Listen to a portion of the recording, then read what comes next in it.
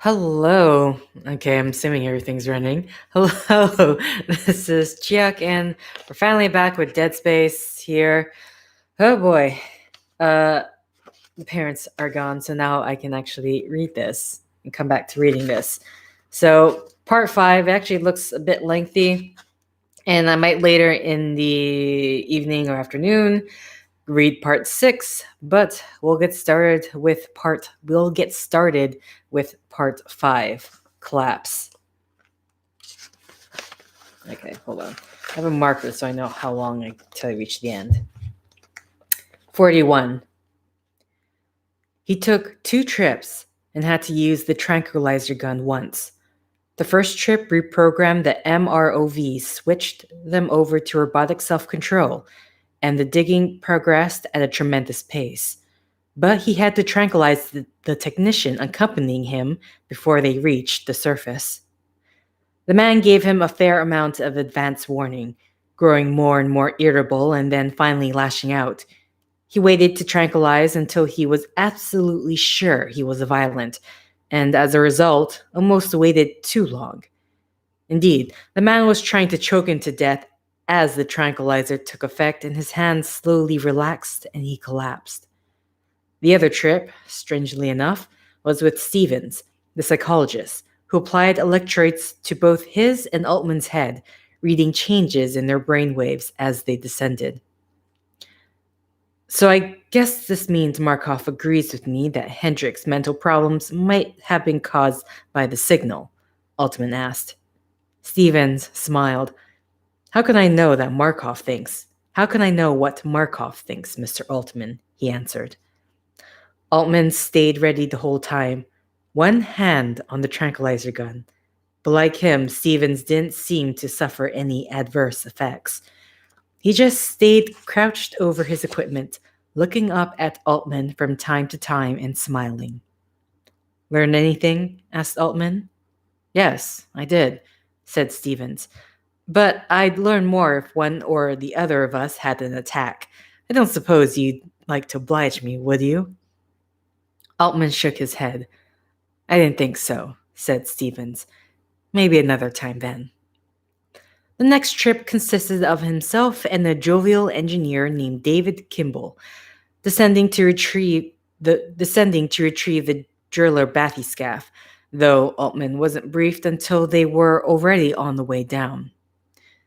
It'll be simple, said Kimball, patting a large chrome-plated machine that had been bolted to the console just for this trip.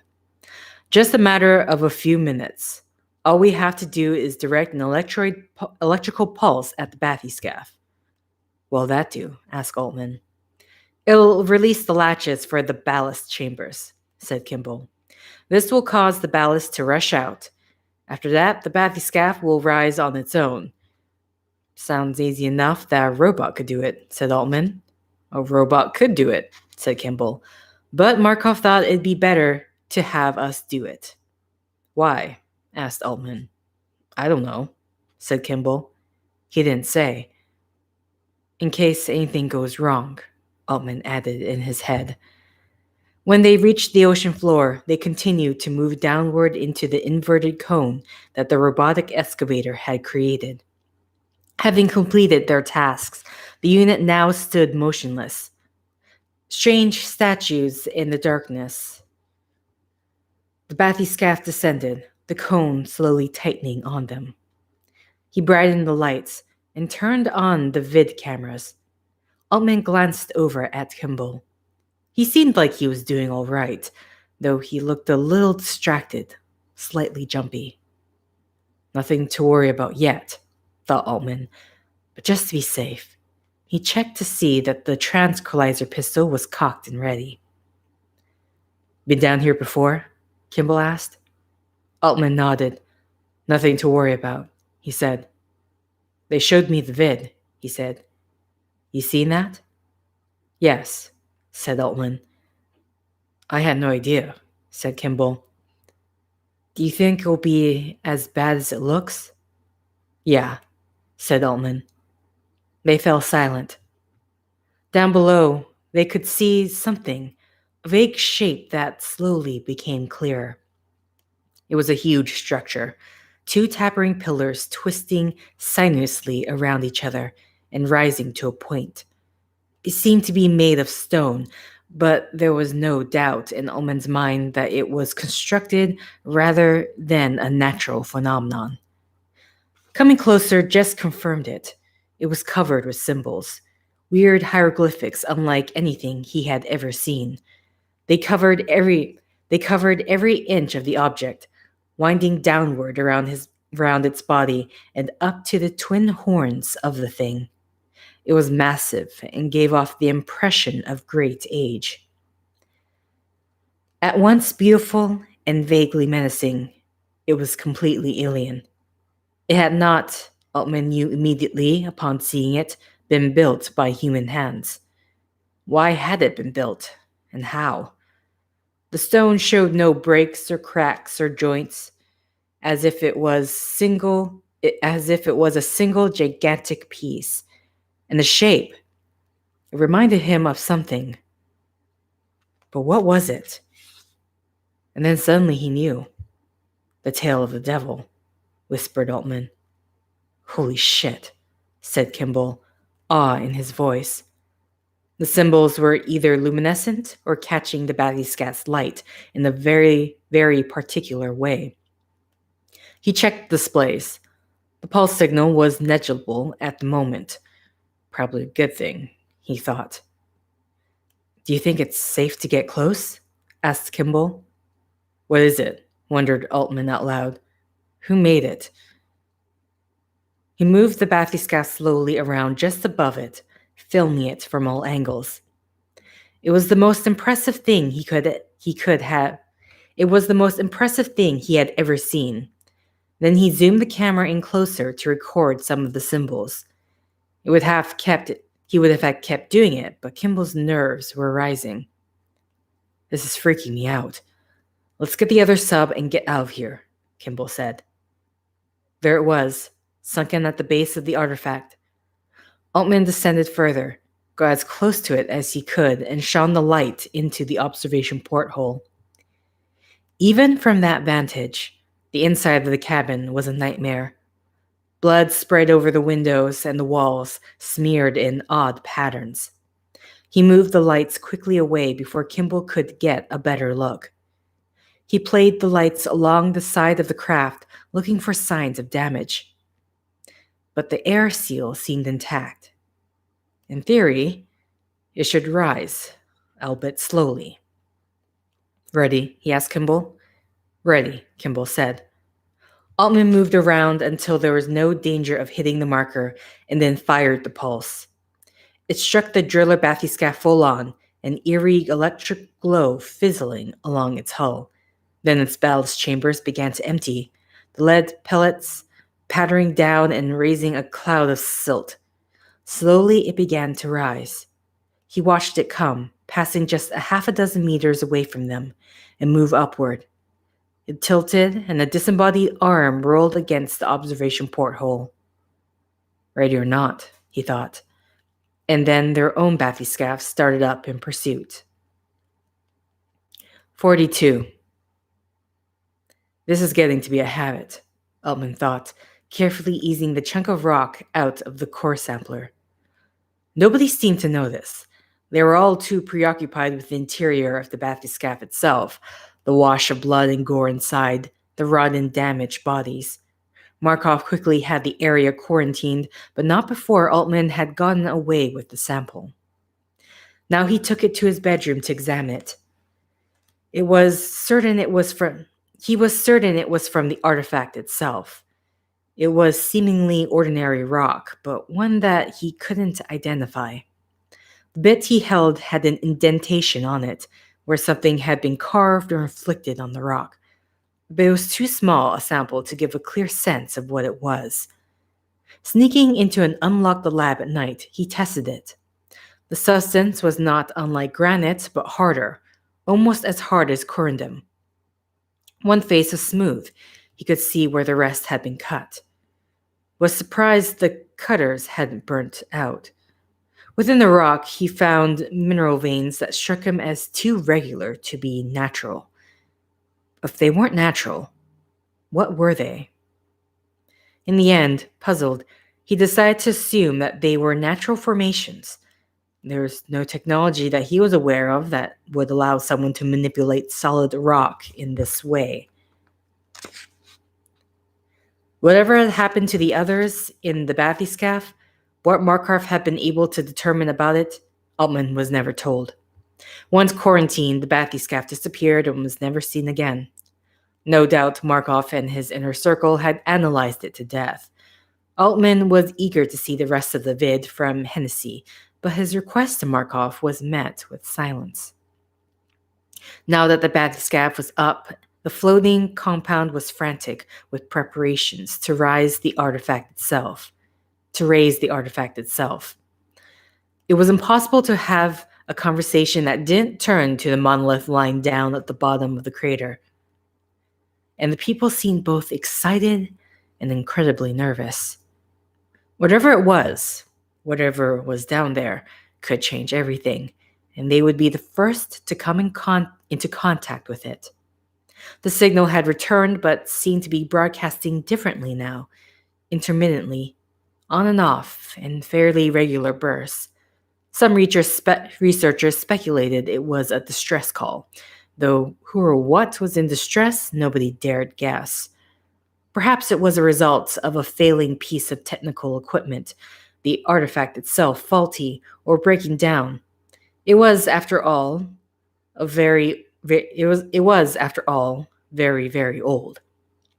And many believed, Altman among them, that it was old enough that it couldn't possibly be of human origin, that the artifact was clear proof of alien life.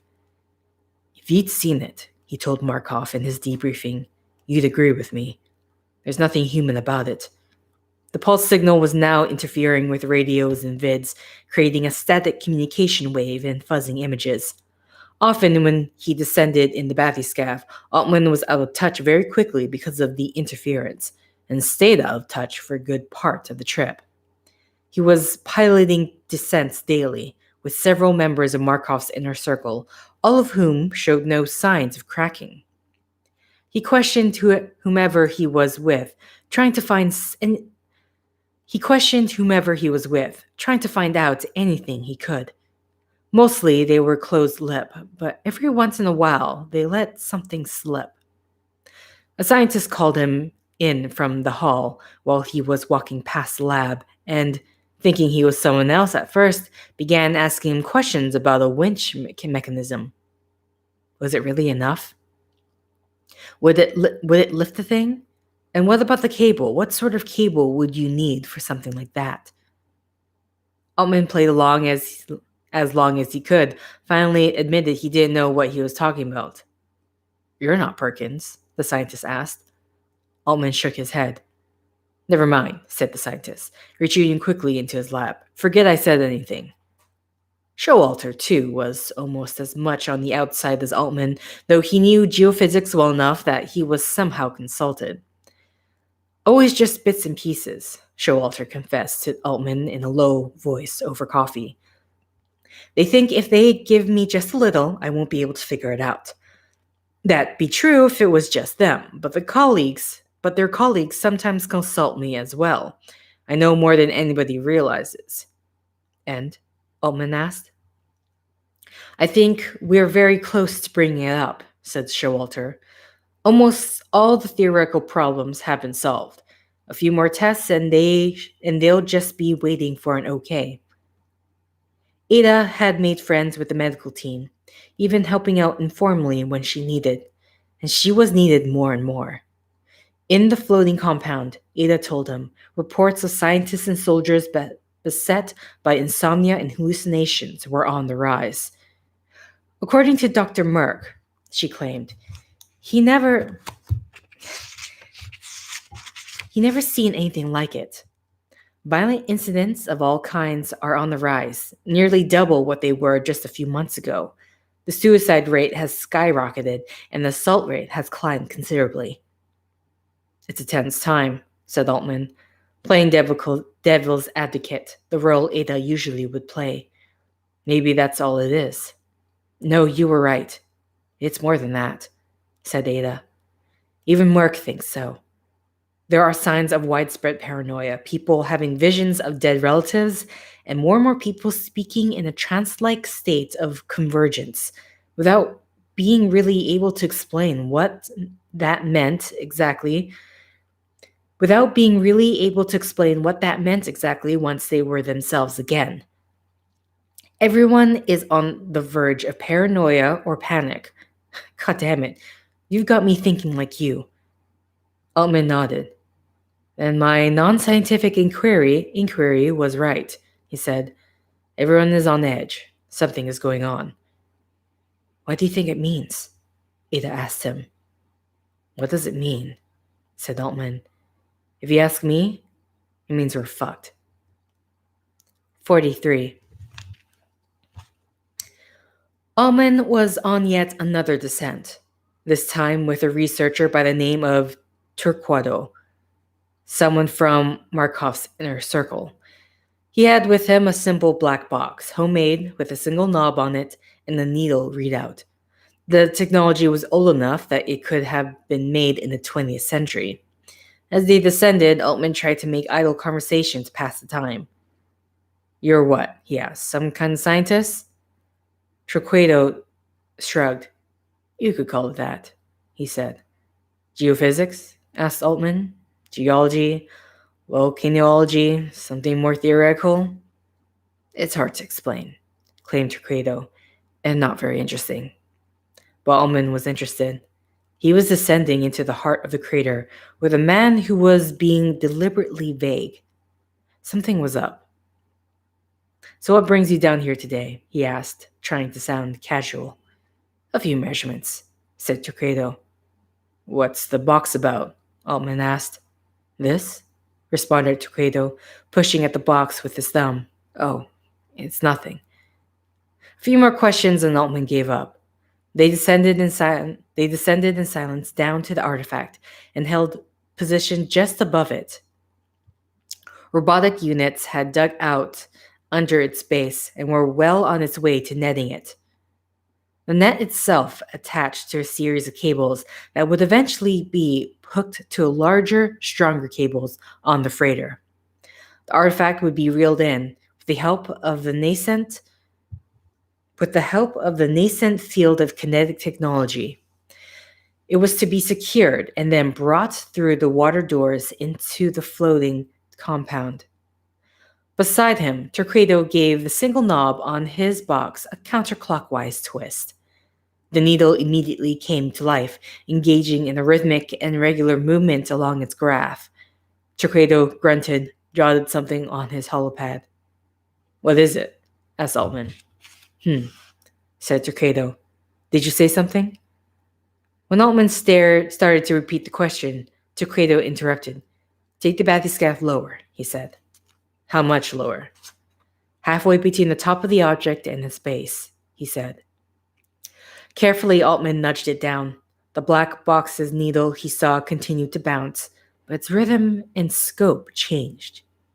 That's good, said Torquato. Now, can you slowly circle around, staying just at this level? I can try, said Altman. He started moving the bathyscaphe slowly around the monolith, casting glances from time to time at the box. When Torquato noticed him looking, he cast him a withering look, and from then on shielded the readout with his hand. You're here to drive, he said, nothing more. Look, buddy, said Altman. I'm not stealing any secrets here. I have no idea what that thing does. I'm just trying to pass the time. Torquato didn't bother to answer. Exasperated, Altman turned away, focusing on trying to bring the bathyscaphe within a few meters of the monolith without touching it. When he looked back, Torquato was still covering the readout with his hand. Asshole, he thought. Torquato's turn was different from that of the others. Much more abrupt, little, if any, warning. One moment he was sitting there, shielding the black box needle display with his hand, and the next he had attacked. How he'd undone the restraint on his leg, Altman hadn't been able to figure out at the time, though later he discovered it had been cut.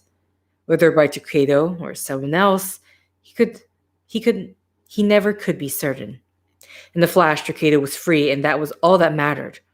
Altman tried to get the tranquilizer gun out and fire a dart, but Takeda had been too quick, and when he reached for it, he found the holster empty, the pistol aimed at him instead. He dived to the side, but the pistol had already fired, and there it was, the dart sticking out of his arm. He reached down and, with effort, plucked it out. His tongue already felt thick in his mouth. Takeda was talking to him, he suddenly realized, though he was a little less clear on what he was saying. He blinked, and Takeda blurred out focus, only slowly coming back in again. The man was speaking incomprehensibly, endlessly, about the necessity for convergence. Altman made an effort, bit the inside of his mouth until it bled, succeeded in focusing. "You've been here again and again, just beside it," he said to Altman, stroking his cheek. "Yet you have felt nothing. Don't you hear it calling you? Won't you answer?" When he regained consciousness, it was to find himself pressed up against the observation porthole, the bathyscaphe pushed up against the artifact with the motor still running until it was tilted on end. There were repeated banging noises coming from somewhere, punctuated by long moments of silence. "It's stuck," he heard Takeda's voice mutter, and then, "I'm trying, I tell you, I'm trying." Trying to what? Altman wondered. The banging started again. Altman slowly pulled himself up, standing on the porthole. The cabin felt extraordinarily warm, stuffy. He scaled the side of the console and stood on it. The oxygen recirculator had been disabled, was nothing but a mass of tangled metal, sparks flying off it. He was careful not to touch it. No wonder the air felt stuffy. How long had he been out? He looked down at the console until his eyes found the chronometer. It too had stopped. The ladder leading to the hatch was directly above him, horizontal along the ceiling, and he could see Takeda's feet sticking out of the passage. The banging started up again. Oh shit, Altman realized, his limbs instantly going heavy. He's trying to open the hatch. He's trying to flood the bathyscaphe. He clambered onto the sideways chair, nearly fell when it swiveled. It was a brief groan, and for a moment he thought it was going to come unbolted from the deck, but it held. Carefully he put both feet on the chair back and stood. From there he could almost reach the fixed metal ladder. He steadied himself, reached as far as he could, but his fingers just grazed it. He'd have to leap up, hope that his fingers caught the rung and held it. The first time, so that he wouldn't come down with a crash and alert Takeda. The banging started again, Takeda screeching along with it. Altman jumped, caught the rung. He flailed his leg up, managed to get his ankle around the side rail of the ladder as well. The banging stopped. He hung there motionless, hoping Takeda wouldn't turn around. "It's stuck," he shouted, apparently at nobody. "I'm trying, I tell you." Holding on to the ladder, Altman tilted his head back until he could see Takeda there, upside down. He was lying flat in the passage, a metal bar in one hand, a strut, maybe, something stolen from the remains of the oxygen recirculator. His knuckles were bloody, and Altman could see symbols like those on the artifact, painted here and there along the passage in blood. Takeda tugged on the wheel, then gave a little cry of frustration. He raised the bar and started striking the hatch again at the hinge. The pressure was too great, Altman realized with relief. Unless he loosened the hinge or blew the hatch from the control panel, the seal might hold. Much more worrisome, though, was the lack of air. Takeda stopped, breathing heavily. "A cleansing," he was muttering. "Yes, a cleansing. Start again, new and fresh." He began pounding again. Carefully, Altman started along the ladder, back into the passage. As he got farther up, he had to bend his arm, pull himself up closer to the ladder so as not to brush Takeda's back. By the time Torquedo stopped again, Altman was hanging directly over him, their bodies less than a foot away from each other. Altman could smell the man's sour sweat. He held his breath, staring at the ladder a few inches from his face. The muscles in his arms started to cramp. Torquedo kept muttering to himself, laughing softly under his breath.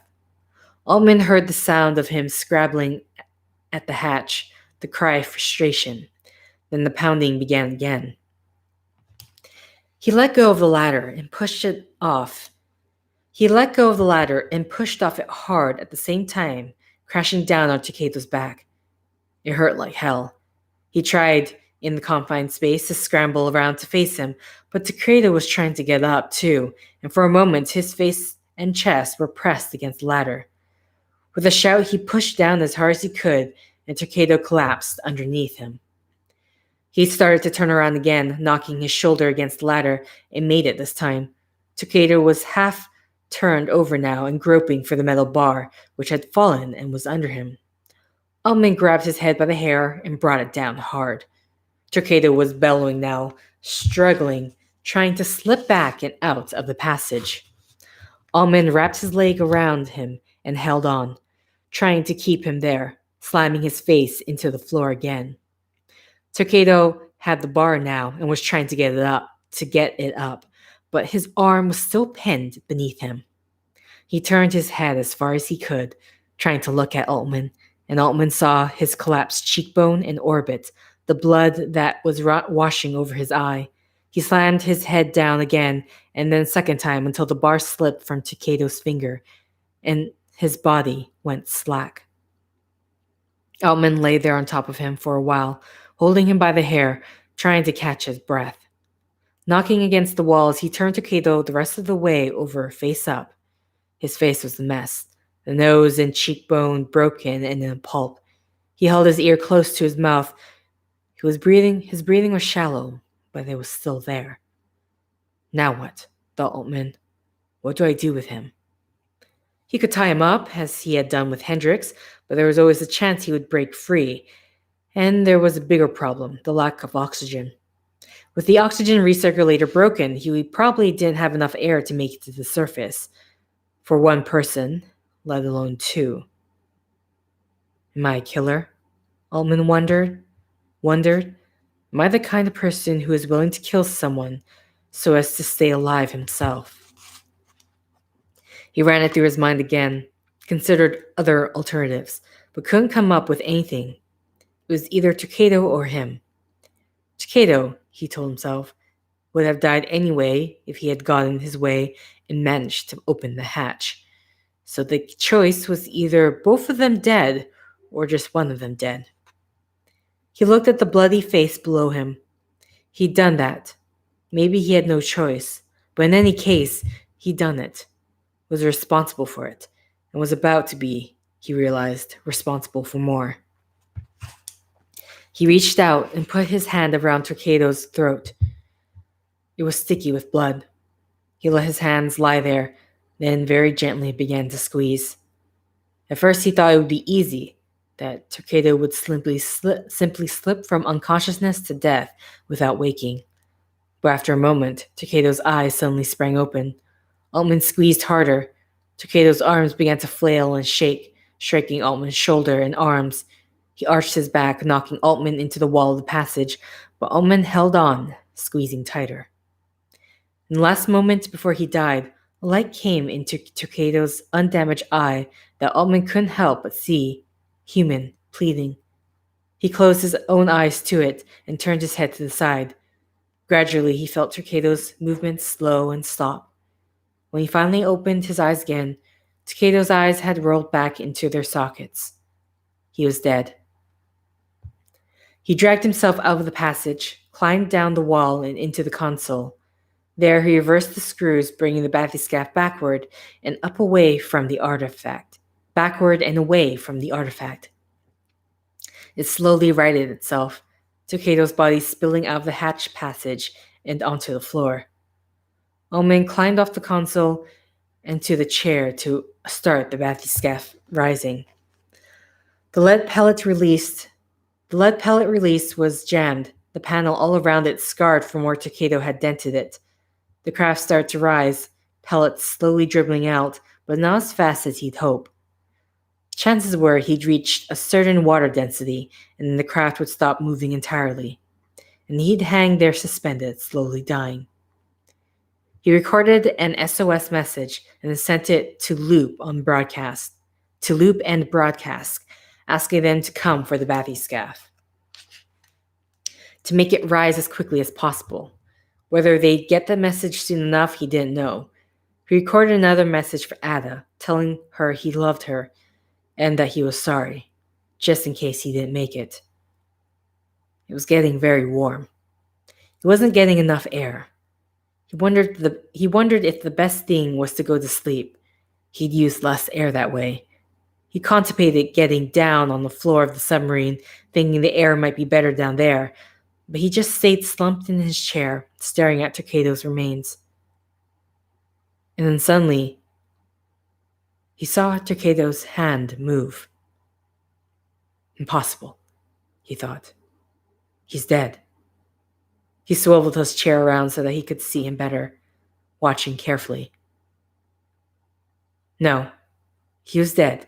He wasn't moving. How could he?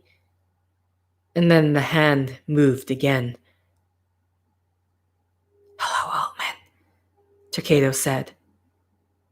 Go back to being dead, Altman said to him. It's not as easy as that, said Takedo. I need you to understand something first. Understand what? This, said Takedo and leapt forward. Takedo flew up on him, choking him. He tried to pry his hands off, but they were digging too firmly into his neck. He lashed his own hands onto Takedo's neck, squeezing with all he had. Then he blacked out. He came conscious to find his hands around the neck of a corpse. It was rigid and cold, had been dead a very long time. What is going on? He wondered. He tried to stand up to get away from the corpse, but couldn't. He moved his fingers away and rolled off, lying just beside it. He hoped he was close to the surface, but there was no way to tell from here. Suddenly, he saw something strange. A woman. She looked a lot like Ada, though it wasn't her. It was obvious when he looked close. Maybe it was her mother, back when he had first met her, before she had cancer. But that's impossible, he thought. Ada's mother is dead. I'm hallucinating again, he thought, just like with Takedo. Hello, Altman. Hello, Michael, she said. Aren't you dead? He asked. How can I be dead if I'm here with you? For a moment, he wanted simply to accept what she was saying, but then found resistance welling up within him. Who are you, really? He asked. Why am I hallucinating you? Ada's mother didn't answer either question. I've come to give you a message, she said, about the marker. What's the marker? You know what it is, she said. You come near it again and again, but somehow you've resisted. She crossed her index and middle fingers, held her hands toward him. Tail of the devil. He said, the artifact, you mean? She nodded. You need to forget about it. The marker is dangerous. Above all, you need to leave it where you found it. I don't know what the hell you're talking about, said Altman. What do I have to do with the marker? Not just you, she said, and spread her arms wide. You. Whatever choices you made will affect all of you. She cocked her head in a manner very similar to the way Ada often did. A tremendous pressure built rapidly in his head. Then it was gone.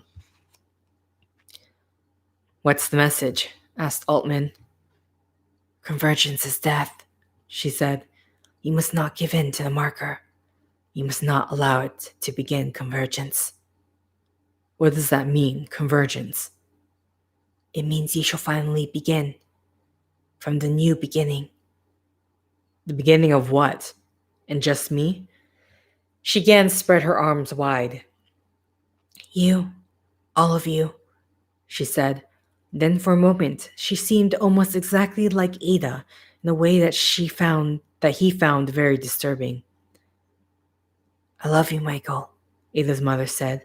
I'm counting on you. Please help me stop it. Please don't fail.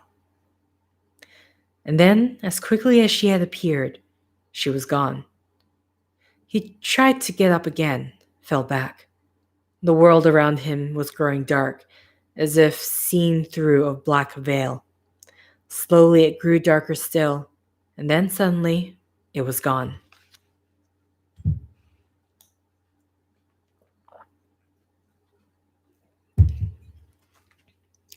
"44.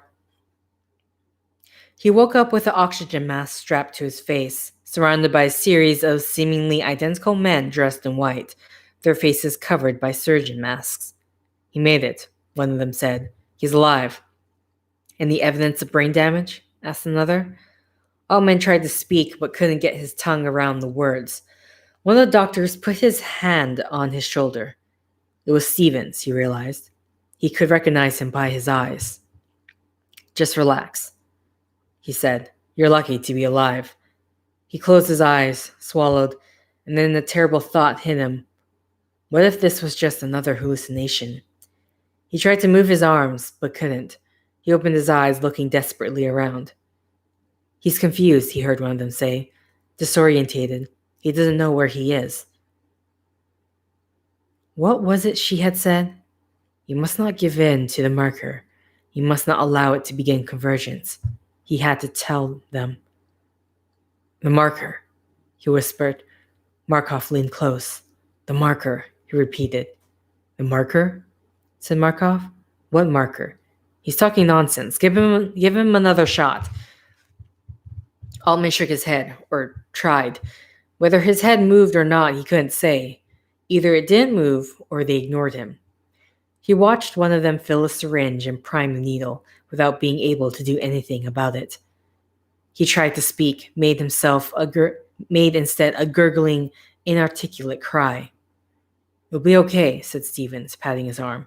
Don't worry, Altman, we're here for you. And he felt the prick as the needle punctured his flesh. His arm burned for a moment, and then went numb. The men in white were there for moments longer. Then they slowly blurred and ran together, and finally disappeared entirely. When he came conscious again, the room was empty, except for 3 men, Stevens, Markov, and another man from Markov's inner circle whose name he didn't know. He was as large as Markov, but thicker, with a brutal, flat face. They stood to one side of the bed, speaking in whispers impossible for Altman to make out. Stevens was the first to notice he was awake. He gestured at him and whispered something. The other 2 stopped talking. In unison, all 3 moved closer and stared down at him.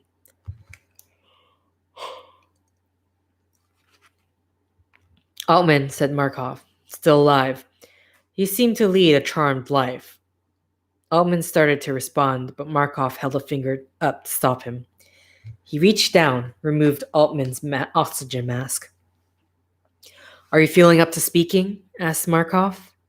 I think so, Altman said. His voice sounded like it no longer belonged to him, or belonged to someone that was him but much older. You remember Stevens, said Markov. This is Officer Krax. Altman nodded. It's very simple, said Altman. I want you to tell me everything. He did, starting with the moment when Torquato had suddenly attacked and moved through his hallucinations. Tell us more about these hallucinations, said Krax. Does it matter? Said Altman. They were just hallucinations. It does matter, said Stevens. Indeed, it matters a great deal. So Altman, too tired to argue or make up a lie, told them. When he was done, the 3 men withdrew to the far side of the room, started whispering again. Altman closed his eyes. He was on the verge of falling back asleep when they returned. For moments they just stared at him. Stevens started to say something, but Markov touched his arm and stopped. I want you to tell Stevens everything from here on out, he said, Any dreams, hallucinations, anything at all out of the ordinary, you contact Stevens right away." "This is crazy," said Markov. "No," said Markov, "it isn't." And then they were gone, leaving Altman behind to brood. He felt more confused and apprehensive than ever. A few minutes later, the door opened, and a distraught Ada rushed in, and he had other things on his mind.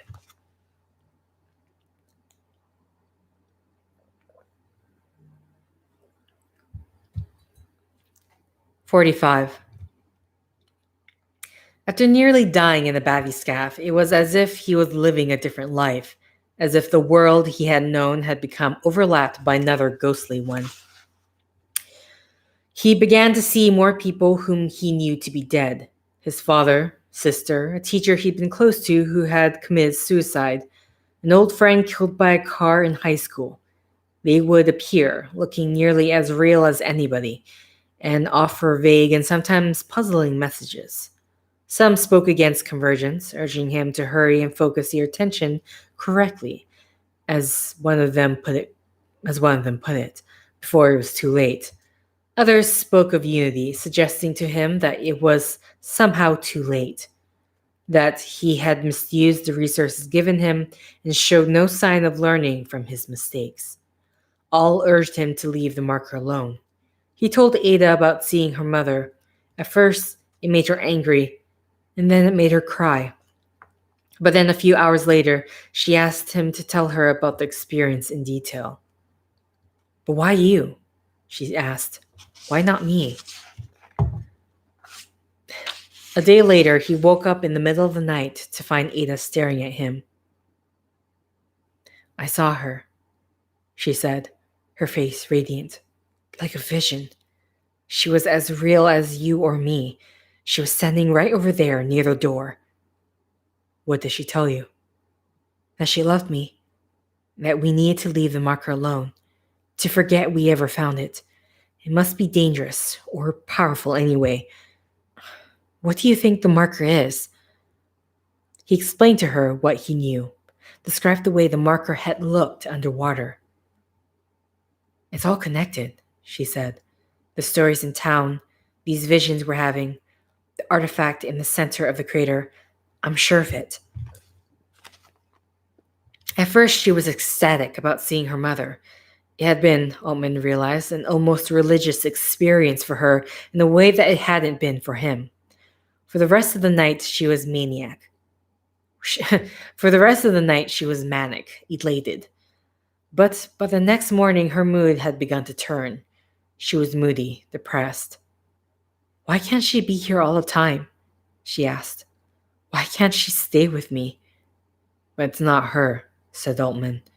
"It seems like her, but it isn't. It's a hallucination." "It was her," said Ada, with a sense of conviction that worried him. "And I need her. I need her back." And just when Ada was at her most depressed and listless, her mother came back. Altman was in the room at the time beside her and saw it as well. Only what he saw was not her dead mother, but his own dead sister. They both agreed that something had happened, but had experienced it differently. They were each shown whomever they wanted to see. The words spoken were different as well, phrased to fit the way the person herself spoke when she was alive. But it all, with little interpretation, fit into the idea of one crowning event: convergence. Though the dead were less clear about what exactly that was, or what could be done to stop it. Altman was suspicious. "It's not real," he tried to tell Ada. "We're being manipulated, used." "I know what I saw," said Ada. "It was real as anything I've ever seen." She wanted her mother back from the dead so much that she wouldn't listen. It was strange, Altman thought, that the hallucination or vision, as she called it, was constant for her. Always her mother, when his kept changing from one loved one to another. But perhaps it was simply because he was too skeptical to accept the hallucinations as anything but delusions, and so he had to keep trying different strategies. As he had been ordered, Altman told Stevens about his hallucinations, mentioning Ada's as well. Stevens just recorded what he said and nodded. He seemed tired, overworked. What do you think it all means? Altman asked. Stevens shrugged. You and your girlfriend are not the only ones having them, he said. Others are experiencing the same thing and more and more frequently. Only dead people, loved ones.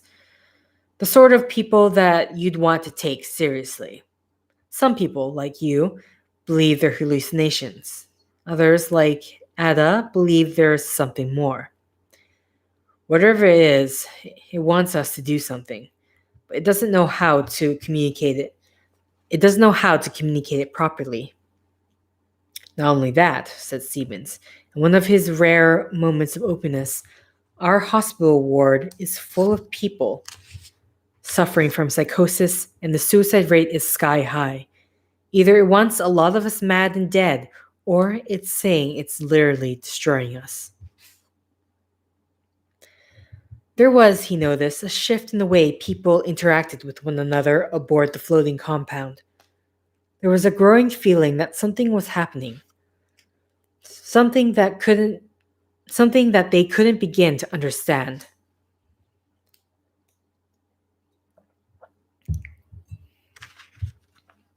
Some people began clumping together in groups, sharing their experience with the dead, speculating that the boundaries between heaven and earth had been broken. Others dismissed them as a function of the signal emitted by the marker, similar to a drug trip. Others seemed to be having a bad trip. They became withdrawn, confused, even violent.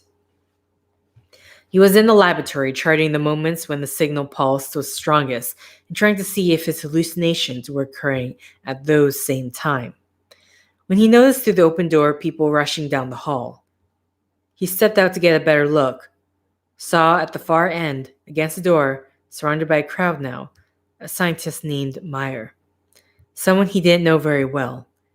He had a laser scalpel in one hand, very close to his own throat. Now Meyer, another scientist, was trying to say, put the scalpel down. Stay away, Meyer shouted. His eyes were wide, darting about in his head. Just keep your distance. You're with them, I know it.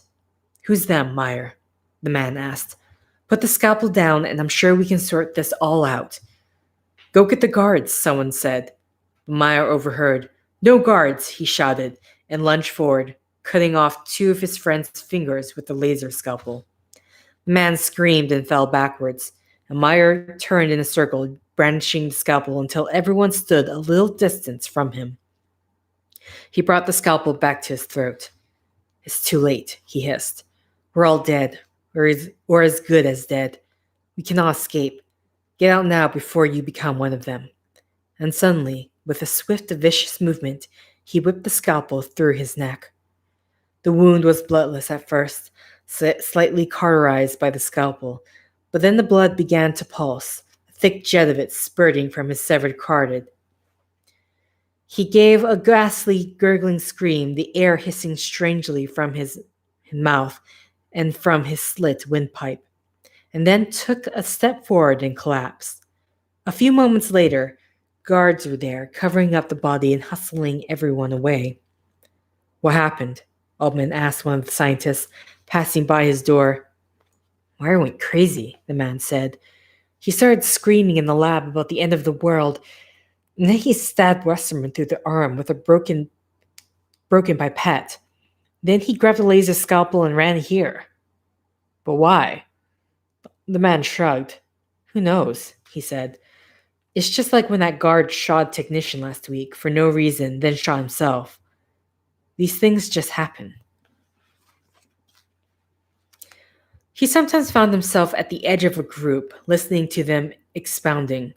The focus was usually on the marker, the name that Altman had learned to call it from his hallucinations, having caught on with others as well. Altman didn't know who had first suggested that the marker was a product of alien technology, but the idea had caught on quickly, and now many of the researchers in the facility were convinced of it. There was a good deal of speculation about the originators of the marker. why it would have been left there, what it meant, whether they should tamper with it or leave it alone. One day, on his way home from his room down in the submarine bay, excuse me, one day, on his way down from his room down in the submarine bay, he found the hallway blocked. 6 or 7 people were gathered in the hallway, a group consisting of both scientists and guards. One of the 6, an older scientist, addressed the others. When he saw Altman coming, he fell silent. "Excuse me," said Altman, and slowly pushed through, the people shuffling out of the way and allowing him to squeeze past. It was strange. He was sure interrupting something, but wasn't sure what. Mutiny, maybe? Maybe? Oh, my voice. The answer came when, just as he reached the edge of the group, the scientist began to speak again. "You must free your flesh and unify with the divine nature of its construction. A religious meeting of some kind. Some crazed sect, no doubt. Or perhaps members of different faiths getting together." He hadn't seen anything resembling a chapel in the floating compound, although Altman, not a religious man himself, hadn't realized this until now. He slowed, kept listening, trying to get a sense of who these people were. "We must lose ourselves to find ourselves," said the scientist. "Convergence is the only salvation, for I hear this in its whispers. Unless you can understand what it means to become one with the marker, you shall not have eternal life."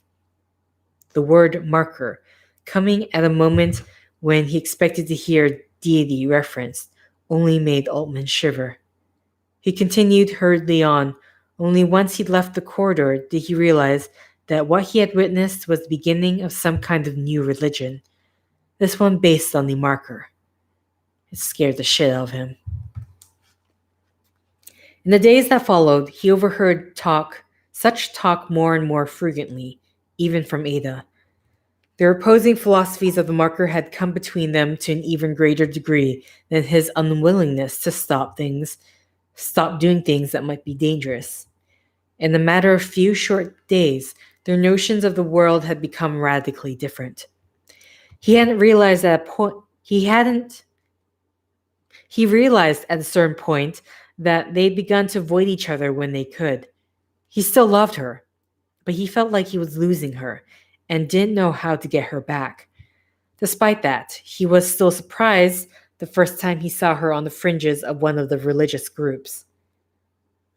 "Can we talk about this?" he asked her, drawing her away from the crowd. "I've been trying to talk to you about it," she said, "but you won't see the light. But you just won't see the light." "That's not talking," he said. "That's preaching." They fought, and Ada threatened to leave him. Even though he knew it was hopeless, that their relationship was in the process of dying, he agreed, at least, to hear her out. It was in listening to Ada that he began to get a clear sense of the believers' philosophy. They believed the marker to be divine, that had been sent to them by God for humanity's benefit. They believed the marker. Lost track. For humanity's benefit. We must believe in it and bend ourselves to its will, and then it will heal us. It will unify us and make us free and perfect. A strange mishmash of Christianity and paganism. It gave people something to hold on to in the face of the uncertainty and anxiety about the marker. Soon, Altman realized, a new problem would emerge, as everyone on board, just like he and Ada, would be split between believers and unbelievers. At first, Markov's guards ignored this, but as the group became larger and more dynamic, they started to break them up, presumably on Markov's order. But this only seemed to make people want to meet more frequently. It seemed an indication to many that there was something that the military didn't want them to know. Meanwhile, plans to raise the marker continued. There was still a great deal of excitement, but it had metamorphosized into fever on the one side and apprehension on the other.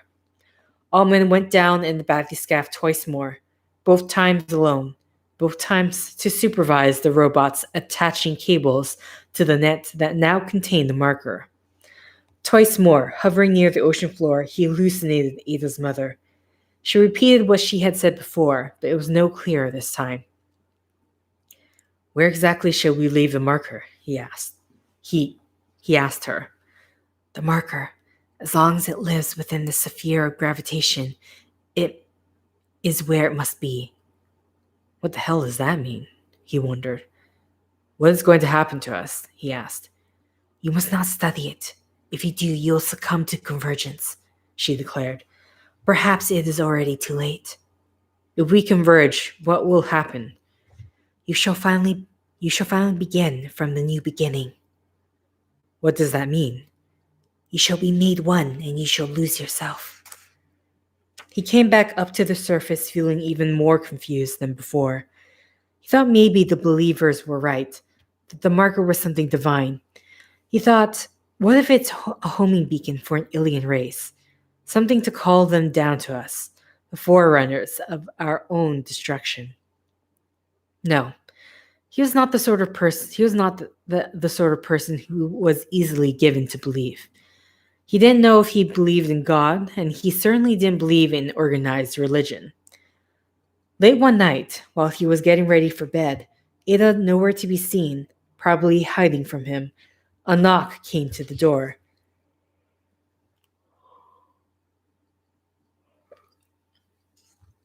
He went to the door. "Who is it?" he asked. "Field," said the voice through the door. "Let me in." Field?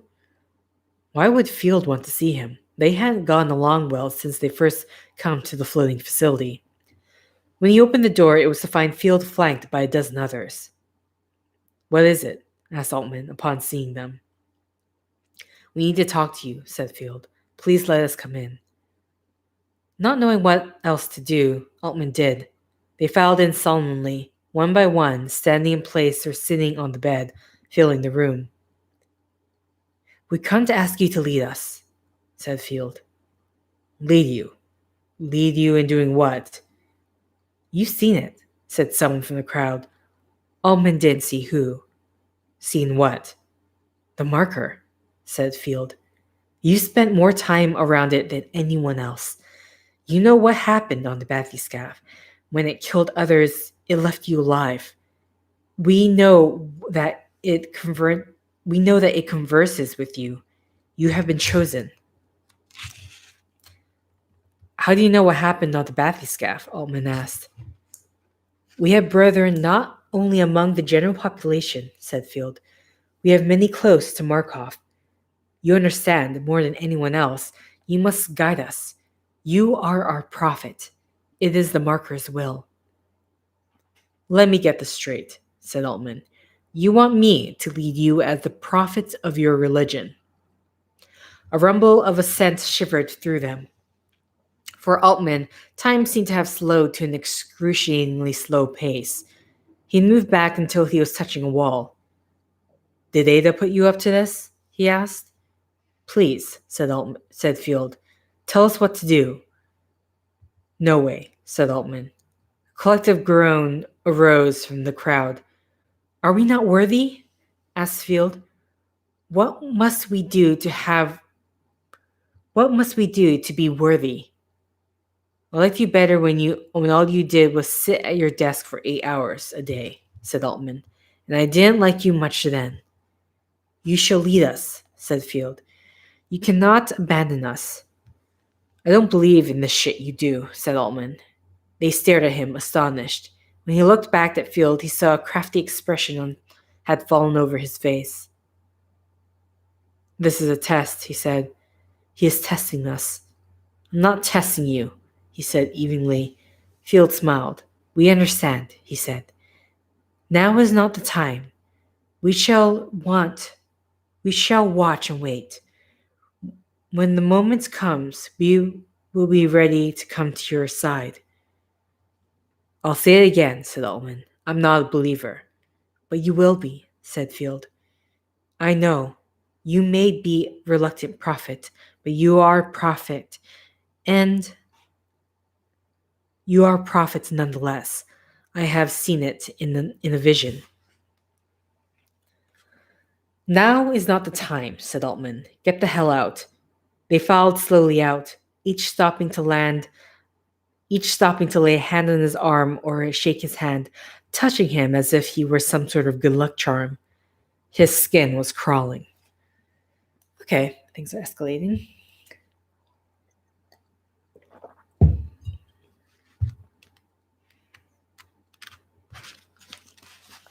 46. I'm going to take another drink of water.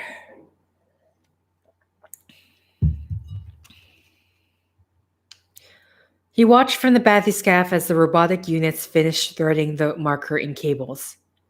There it lay before him, bound and trussed, but somehow still imposing despite its metal net.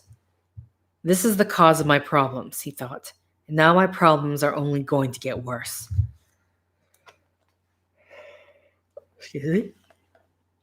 He watched from 5 meters above it as the larger cable, the one running curved up into the darkness and to the ship above, grew taut. The MORVs had dug around the base, but there was no telling if it would come up. In a way, he hoped it wouldn't. He held his breath. The marker sagged lower in the net, and for a moment he thought the net would not hold. It creaked and swayed slowly in the darkness, and they came up with a large grating sound, oddly distorted by the water, and began to rise. He followed it up, relaying messages and corrections to a series of submarines, which in turn relayed them upward to the surface. At first, the marker twisted as it rose, the water naturally channeling around 2 spirals of the marker and making it turn, creating an invisible whirlpool in its wake. It could, Almond realized, soon become a problem, tangling the cables, so he slowed the towing down to a snail pace and stopped. After a while, it was moving regularly, ascending slowly but straight upward. This is it, thought Altman. Slowly it rose through the darkness. Only once they were halfway to the surface did he realize he hadn't experienced any hallucinations. His head, for the first time in months, didn't ache. He checked the readings, found that the signal had stopped broadcasting around the time it began to rise. Maybe we disconnected it, he thought. Perhaps we're doing something right. Perhaps this was what we were supposed to do. Maybe it was transmitting so that we would find it and bring it to the surface. Maybe that was its purpose. For a moment he felt reassured, and then unanswered questions began to assail him. If that were really the case, then why would there have been any hallucinations at all? And why would they affect people most strongly when they were close to the marker itself? It's almost as if it wants to keep us at a distance. And what do the dead warnings of convergence have to do with any of it?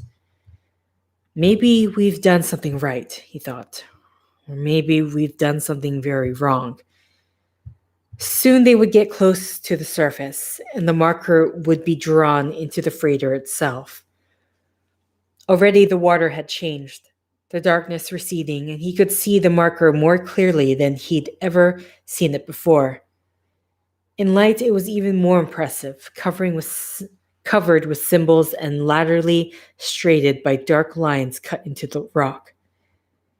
He still could see no evidence of joints or cracks. It still seemed like it was formed out of a simple, large rock. When the station was 500 meters above them, Markov ordered the ascent stopped. What's wrong? Asked Altman over the audio channels. This wasn't how it happened. This wasn't how it was planned. Thank you for your help at this point, Mr. Altman, said Markov. A deep-water craft is no longer required. Return to the submarine bay. What? I think I'll stay here. Markov, if you don't mind, said Altman. There was a silence for a long moment, And then the vid screen crackled to life. He saw Markov's face. You've been an asset to me to this point. Now you risk becoming expendable. What's going on? Ullman asked.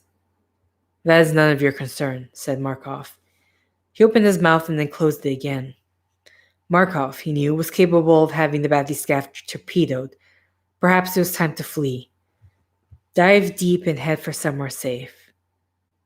As if he could read Altman's mind, Markov added, Do you need something tangible to convince you to behave? Your girlfriend?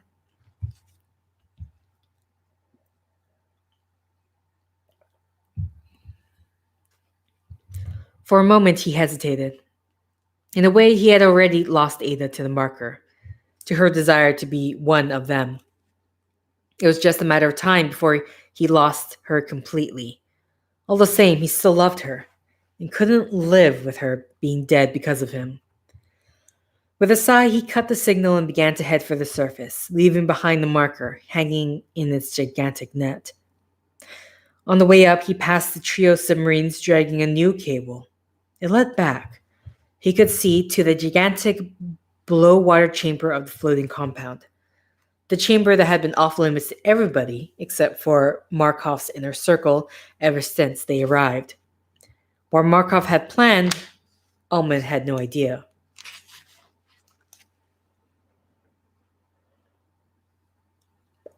Man, I don't know what it is about reading that makes me sleepy.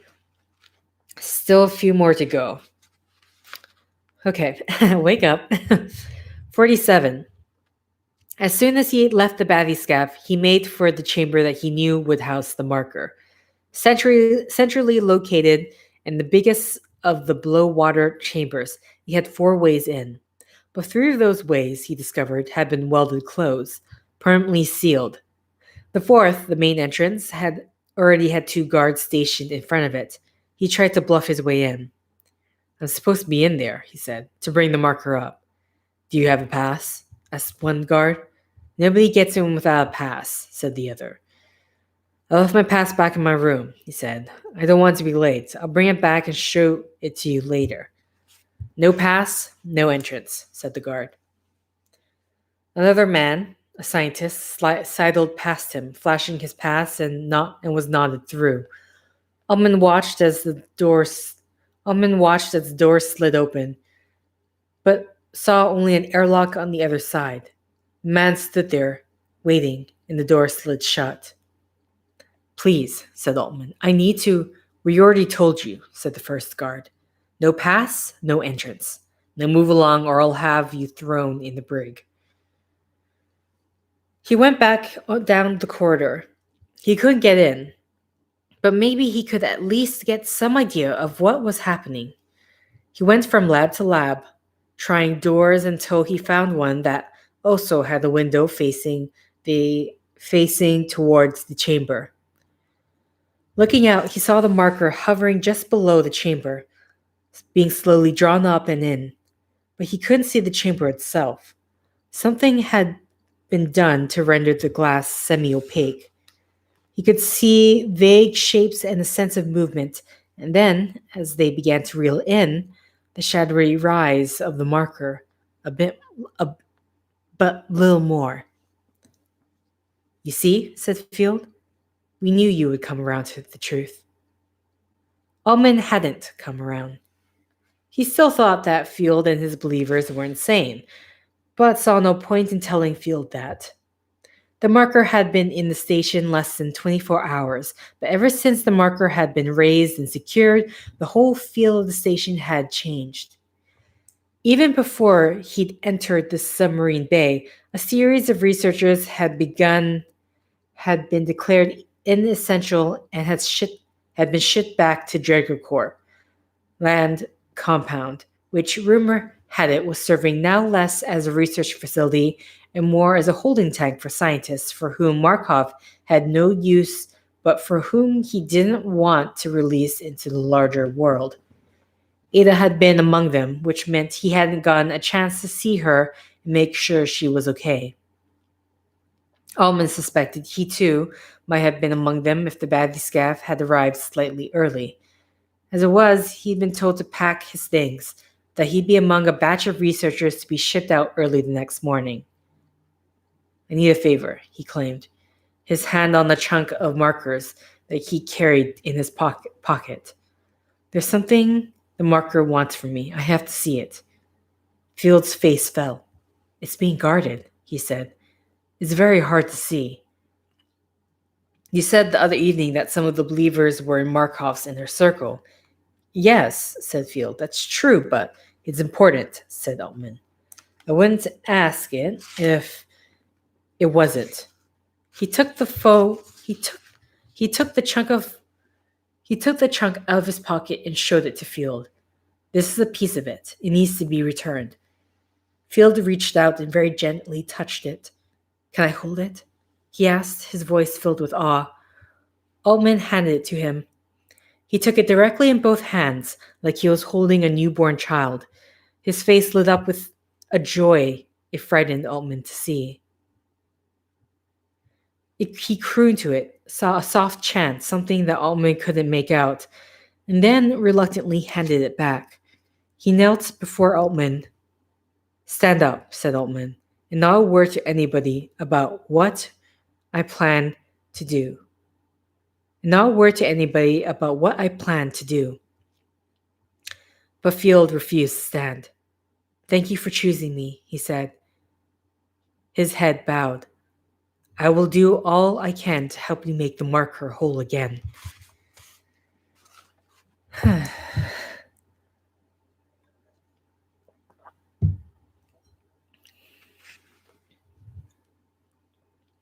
Around 3 a.m, a knock came at his door.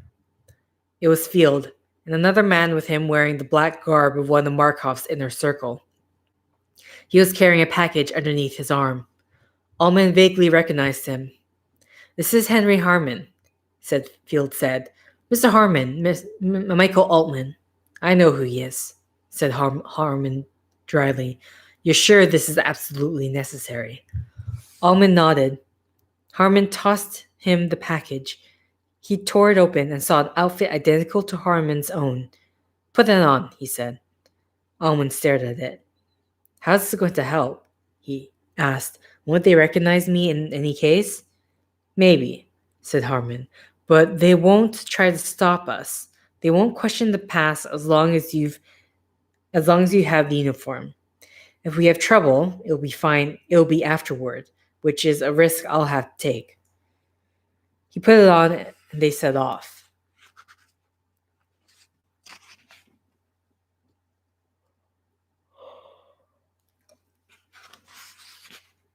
Field followed them, but Harman turned briefly, shook his head, and Field, a look of disappointment on his face, disappeared. He checked his chronometer. There were 4 guards total, 2 at the door outside the chamber and 2 inside, all armed. We're lucky. The 2 guards inside are with us, though that's far from being generally known. The 2 outside, though, aren't. Shift changes in about 15 minutes and all bets are off. If we stay longer than 10, chances are good that one of the guards will get curious and place a call to check on authorization. Understood? Yes, said Altman. Here's your pass, he said. It's not the best, but the guards outside should only glance at it. The men inside will go with whatever I say. Harman was right. The guards outside the room seemed hardly surprised that someone was coming to see the marker in the middle of the night. They looked at Harman, then glanced at both passes and waved them in. The guards didn't even bother with that, withdrawing discreetly to the other side of the room as soon as they entered.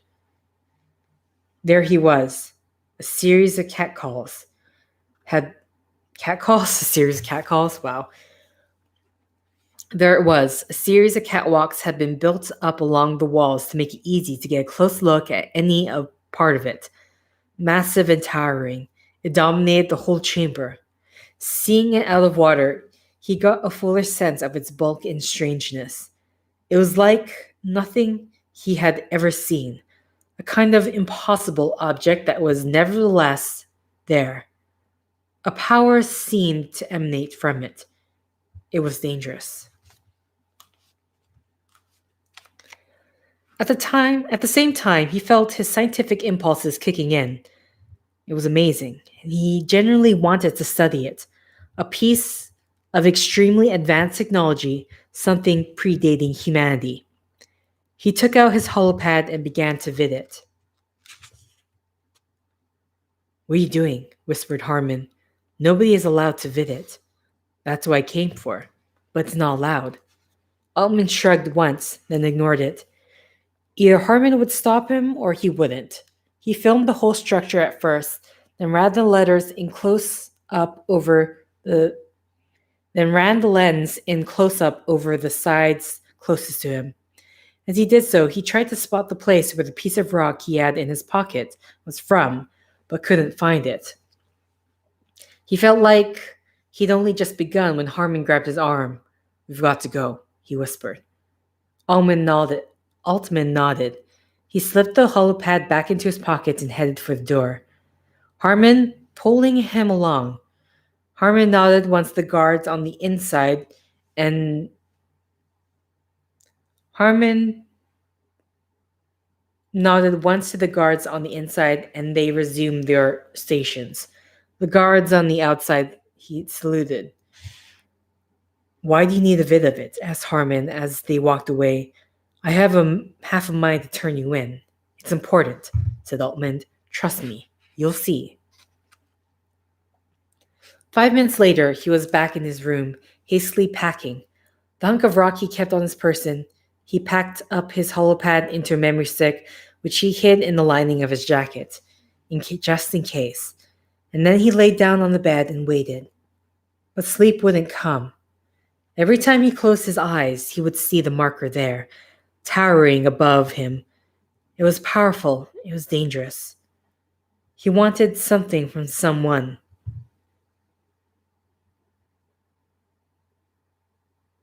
I completely lost track. There you go. It's like I said that wrong. I knew you said that wrong. It was powerful. It was dangerous. He wanted something. It wanted something from them.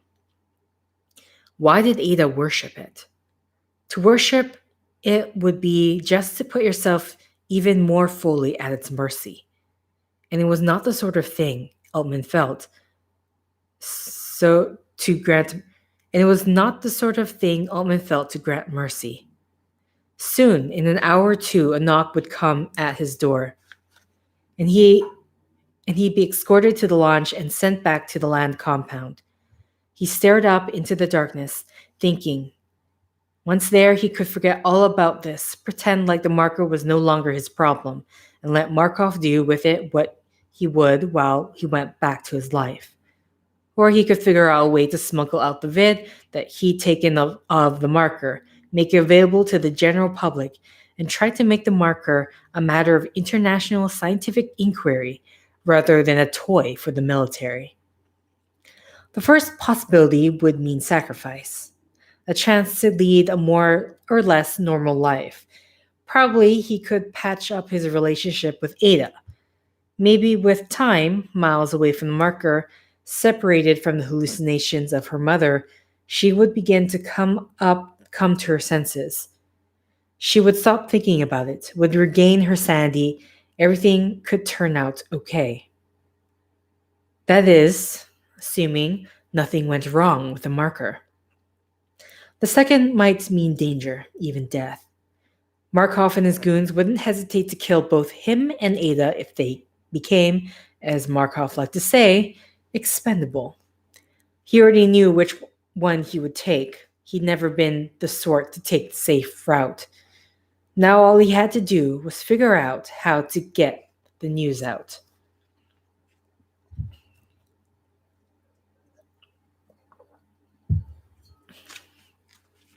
"48. Markov went from holophile to holophile looking for some good news. So far, nothing. So far, the marker had remained unresponsive and mute. They had tried everything they could think of. They had begun to experiment on it. A team of cryptologists was attempting to decipher the symbols on the marker. But without any idea of what the symbols referred to, they weren't making any progress. They had subjected it to an electric current without result. They had tried irradiating it, subjecting it to radio waves, microwaves, electromagnetic waves. Nothing. Always nothing. Or almost nothing. The marker, the researchers had told them, had begun to broadcast again. Very slight now, but definitely present. Some of the scientists working on the marker seemed to notice it. Others did too. According to Stevens, those who noticed had begun to be visited by dead relatives, just as Altman had been in the Bathyscaphe, all with some variation of the same message. Leave the marker alone. Do not try to make use of it. The scientists themselves didn't understand it any better than he did, and after conveying the message to Stevens, they had started speculating about it among themselves. It was a warning, some felt. It should be taken at face value. Nobody should touch the marker. Nobody should try to harness its technology. If they did, they would unleash something they couldn't imagine. But maybe it was simply that they weren't ready. Others felt that once they proved themselves worthy, the secrets of the marker would be revealed to them. There were many more in the latter camp. A mystical belief in the marker had started to grow. Whenever they could, the believers gathered together and worked themselves up, convinced as they were that the marker was path to eternal life and oneness with the divine. Some argued that this is what it meant by convergence. So far, the movement had been held in check by the guards, but even some of them, Markov realized, had started to become believers. He was in danger of losing control of his project. They needed to find a simple way to harness the power of the marker and do it quickly. He was sure that technology, once harnessed, would be the pathway to tremendous power, even domination of the world, not to mention the moon, even the solar system. But now a group of believing scientists was trying to put down strict rules about how the marker could be examined. One respectful interaction with the marker should be tolerated. Only respectful interaction with the marker should be tolerated. Nothing that might threaten or damage it or cause it to think less of humanity. We need to show the marker that we are worthy of it so that it would begin to teach us. It was a ridiculous list of demands, and Markov dismissed them out of hand, but he couldn't stop people from talking. There was a plausible shift in how people approached the marker.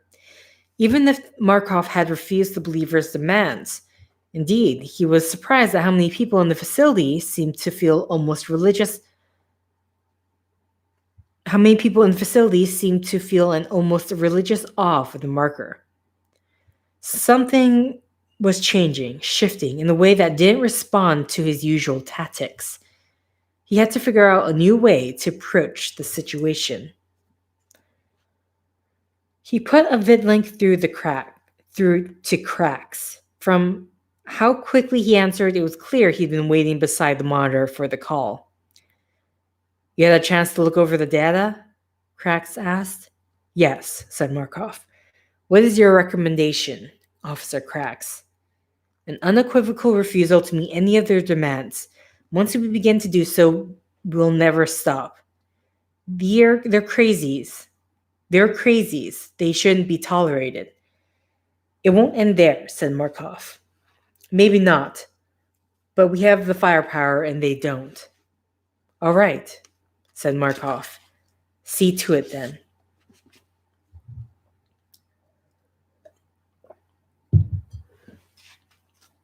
Two days later, Cracks had a call from one of the guards in the marker chamber. It's the scientist, sir, he said. Cracks could hear a steady rumble of noise in the background. They're protesting. They won't leave the chamber. Make them leave, said Cracks. It's not as easy as that, said the guard. There are a lot of them. We've had to call for reinforcements. What should we do? Don't do anything until I get there, said Cracks, and disconnected. By the time Cracks and his team reached the chamber, things had become more serious. The scientists, led by a pudgy man named Field, had encircled the marker. They had locked arms and were tempted to keep the guards at a distance. The guards had their weapons out. Many of them were visibly upset. "What is it?" Cracks asked one of them. "What happened?" "You'll have to ask that one," he said, and gestured at Field. "All right," said Cracks. He removed his plasma pistol from its holster and walked forward to the line, to where the man was. "What's the meaning of this?" he asked. "We sent you our demands," said Field. "We read them and rejected them," said Cracks. "We're here to protect the marker until you agree to them." Starting an insurrection, are you? This will surely end poorly for you." A few of the men in the line rustled and looked at one another, though fewer than Cracks hoped. Field looked a little nervous, but his voice was still steady when he spoke. "We try to do what's right," he said. "What's right?" said Cracks. "Is for you and your friends to go back to your quarters." "You'll respect our demands then." You'll respect our demands then," said Field. Cracks levelly met his eyes. "You shouldn't be interfering in something you don't understand," he said. "I'll ask you again to break your line and go." Field gulped and then shook his head. Honestly, thought Cracks, to look at this guy, you wouldn't think he had it in him. But belief makes people unpredictable. "I'll ask once more," said Cracks. "After that, I'm done asking." Field had started to sweat, his eyes seemingly strangely glazed, but still determined. He tightened his lips into a white line and shook his head. Cracks smiled. Raising the pistol slightly, he shot Field in the foot. He went down in a heap, screaming, and the room broke into chaos. A plasma beam fired by one of the believers cut close to his cheek, singeing his hair, and struck a guard behind him full in the face. He went down, bleeding, blinded. Cracks crouched, shot another scientist in the leg. Shots flew back and forth on both sides. And then Cracks had an idea. He fired directly at the marker, watching the blue fire splat on the surface and flicker about before going out. He darted forward to Field and knelt beside him where he lay, grimacing in pain. He forced Field's head around to look at the marker and then fired at it again. "No," said Field, clearly terrified. "You'll hurt it. Don't." "Tell them to stop," shouted Cracks. "Tell them to put down their weapons and surrender, or I'll have every guard in here shooting the thing." And to show he meant business, he fired at the marker a third time. Suddenly he was overwhelmed with pain, his head feeling as though it was ready to explode. He gasped for breath. People all around him were doing the same. Field screamed and began to yell for the believers to listen to him, to stop the violence, to put their weapons down. At first, the believers were too distracted by pain, but gradually they gathered themselves and stood as if stunned. Cracks bellowed and raised his open palm to stop his guard from resuming firing. God, his head hurt. "For the good of the marker," said "For the good of the marker, we must concede the battle," said Field, wincing from the pain in his leg. "Lay down your weapons, brothers. Do not resist." Cracks was amazed when he found that, to a man, they did. Just more proof, he thought, that religion is a dead end. The next 20 minutes were spent imprisoning the believers and attending the wounded.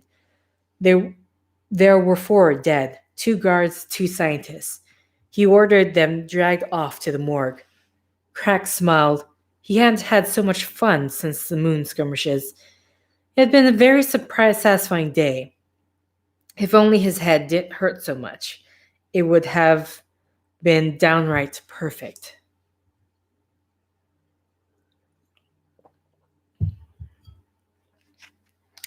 "49. It started again," said Altman. "The pulse. I'm sure of it.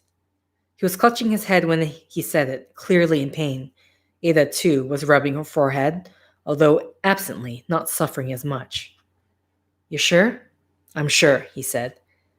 Now see her again. My mother will come back? Almond turned away, frustrated. They were in the land compound, which had become, as they immediately found out, more like a detention center than a research facility. Their labs were empty, containing only the most basic equipment. There was only one way out of the crater, and that was guarded day and night by a rotation of 3 men who had originally corralled him for Markov. Before he had come to the floating compound, all the names that started with T. All had names that started with T. Terry was thin with glasses, but he carried a large caliber gun. The other two, Tim and Tom, were brothers, large men who looked enough alike to be twins. On the first day, Altman had tried to go outside and was stopped. But I just wanted to, he started to say. Nobody in or out, said this bespectacled Terry. I feel like I definitely said that wrong. That's the rule until the boss says otherwise. When he tried later, with either Tim or Tom on duty, he met a less verbal refusal, but simply pushed back and then, when he persisted, punched in the gut. Go away, Tim or Tom said. There were maybe 20 of them in the compound, including nearly all of the scientists from Chicxulub except for Field and, for some reason, Showalter. They tried to continue the research they had been doing on the floating compound, but without proper equipment, it was impossible. Instead, they compared notes, shared information, and research. Like Ada, many of them had become believers. Many of them had been part of Field's flock and looked up to Altman, recognizing him as a reluctant prophet. The marker has chosen me, an ichthyologist named Agassiz confided in him.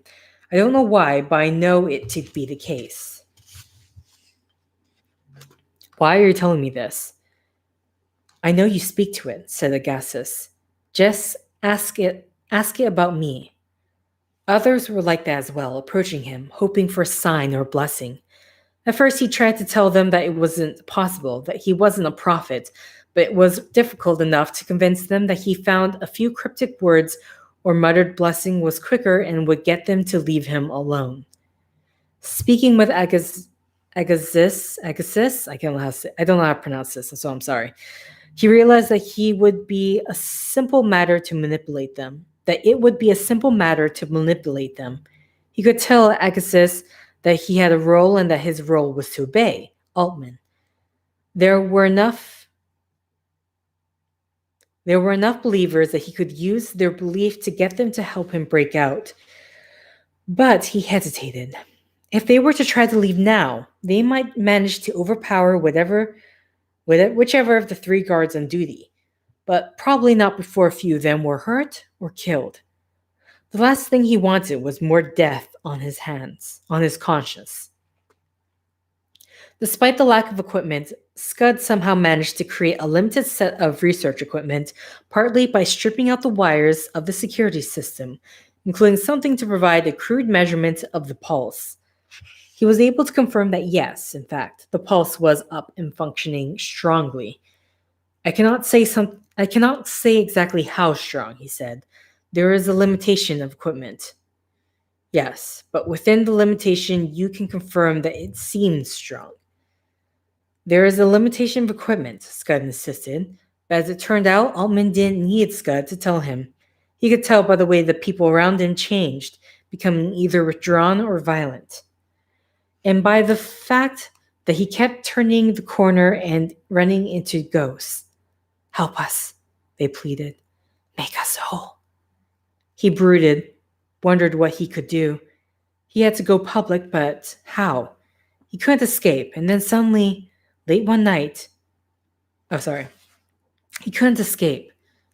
And then suddenly, late one night, walking down the hall, he realized that the guard on duty at the front door, Tim or Tom, was talking to himself. He watched him gesture to empty air and then hold out his rifle and let go of it. It clattered to the ground, and he just left it there, and then went rapidly down the hall, passing Altman without a second glance. Nobody was guarding the door. He didn't hesitate. He grabbed his wallet, his holopod, and in his hand, and immediately rushed to escape.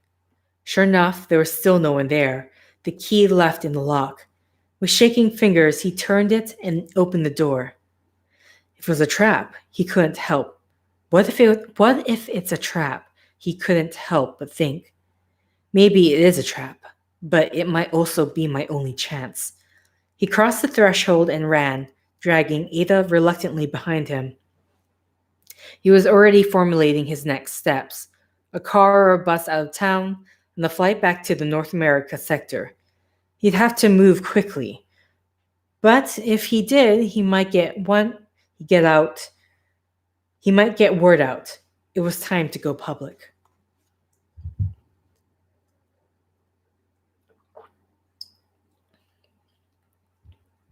"50.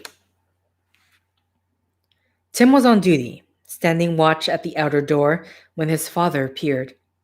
This didn't surprise Tim, apart from the fact that his father had been dead for 20 years, and, when alive, had lived several thousand miles away. "Hello, Tim," he said. He was smoking his pipe and wearing the sweater that he had always worn. Well, not always, but a lot. "Dad," he said, "what are you doing here?" "I came to see you." You didn't need to do that, Dad. You didn't need to go to the trouble." "I've been worried about you, Tim," he said. "What about you and your brother?" "Why, Dad? Tom's okay. I'm doing okay too. We're both working, and we're making good money." "It's not that," said his father, drawing deep on his pipe. "It's just that, well, I don't know how to put this, son. But are you sure that you're ready?" "Ready for what, Dad?" "If you want to ask that, you're not ready, son. And what about your brother?" "I haven't talked to him about it," said Tim. "I'm not even sure what you're talking about." "Things are going to change around here, son," said his father. "Which team will you be on? Will you be on the winning team? Or do you have good hustle?"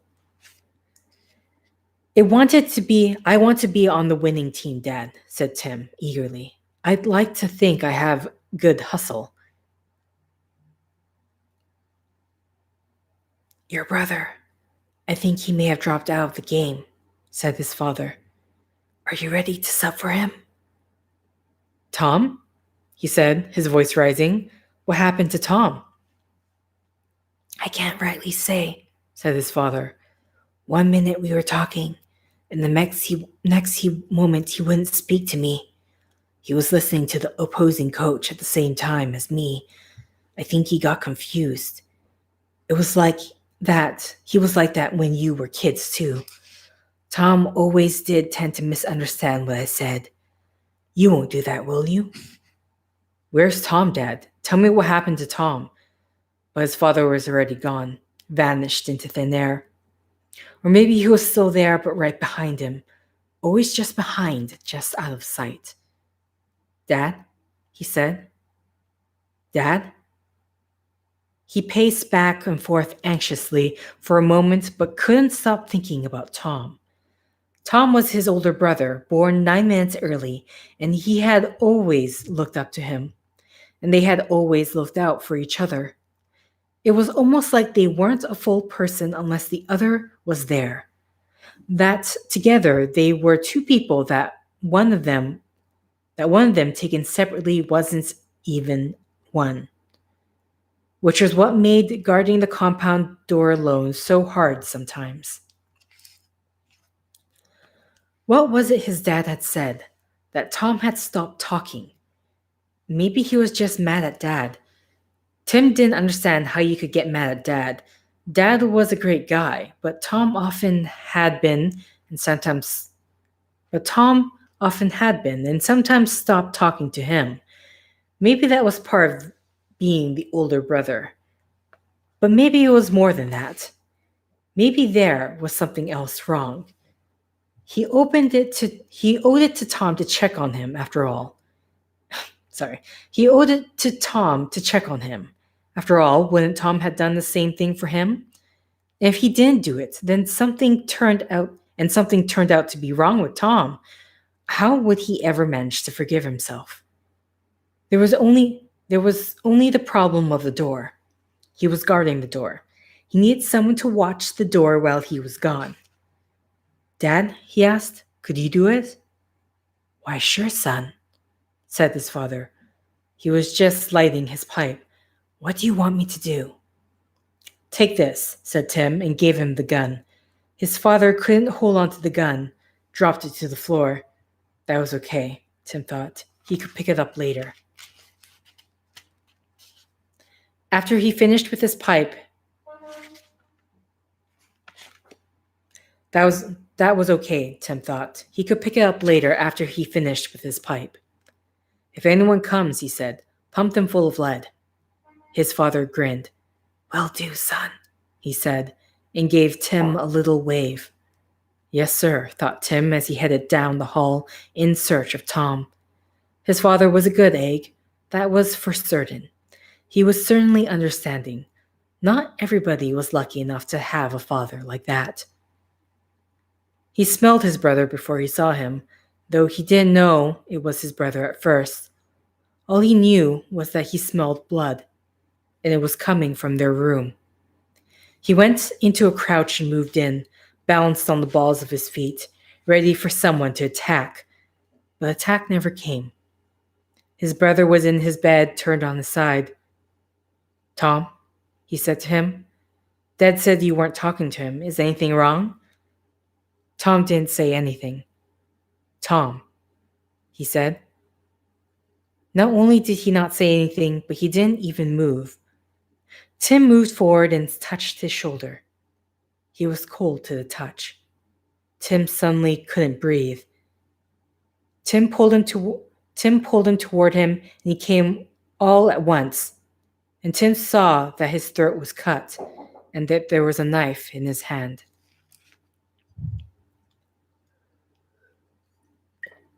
"51. "Have you seen this?" asked Stevens. Cracks was with him, standing just behind. "Seen what?" asked Markov. Stevens reached out and opened the vid. "It was just broadcast," he said, still fresh. They stood there together, watching it. It showed Altman before a podium at a press conference. The tickers on the bottom ran the line, "Scientists accuses military of cover-up." And then, "Alien life confirmed." Altman was describing the marker and the expedition. "Where is this?" asked Markov. "Washington, D.C., he said. "How the hell did he get to Washington, D.C.? He turned to Stevens, who in turn looked at Cracks. Cracks shrugged. "Security failure," he said. "Not my men," he claimed. "Leftovers from Tanner." "Every evidence that we are talking about is the first evidence of alien life," said Altman. "But this is not something that the military should be investigating. This is something that should be investigated by scientists from all the sectors, a coalition of experts from all over the world." Altman's image disappeared, was replaced by images of the marker itself, taken from within the underwater chamber. "Where the fuck did he get those?" asked Markov. "I don't know," said Cracks. "Find out who does." "The military wants to cover it up," Altman was claiming. They want to control the investigation so as to use the alien technology to manufacture weapons. "We cannot let this happen. There needs to be a public inquiry about the marker's use and its function." Below him, on the ticker, were the words "Michael Altman, whistleblower or paranoid?" Cracks had already started for the door when Markov stopped him. Stevens was speaking to Markov, whispering quietly, both of them just far enough away that Cracks couldn't hear anything. He watched Markov nod, then nod again. "Belay that," said Markov to Cracks. "You can worry about it when you get back. Find out what hotel Altman is staying in and make whatever arrangements you can to book us into the neighboring room. Handpick 3 additional men. I want all of us on the plane 50 minutes ago. We need to stamp out this problem right now. Okay, that was the end of part 5. There's still 2 more parts to go.